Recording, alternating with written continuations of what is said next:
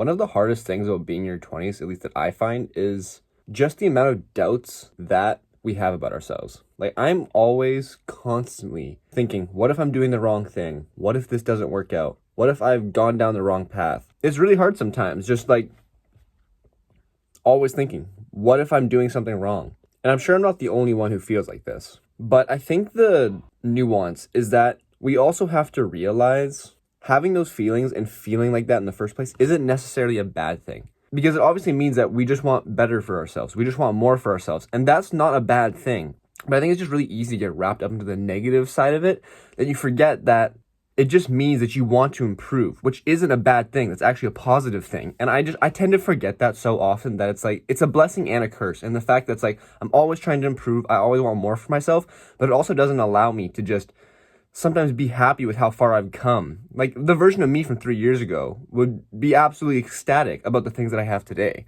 But because I have this just growth mindset of always wanting more, always wanting to be more, always wanting to improve, it sometimes does create this negative feeling of, what if I'm doing things wrong? And that's not necessarily a bad thing, but I think there is a balance, and it's really important to try and find that balance, especially on days where you are having more of a negative effect. And the fact that I feel like I'm doing something wrong means that I'm trying to find a way to do things better, which also isn't a bad thing, but it doesn't mean I have to beat myself up about it.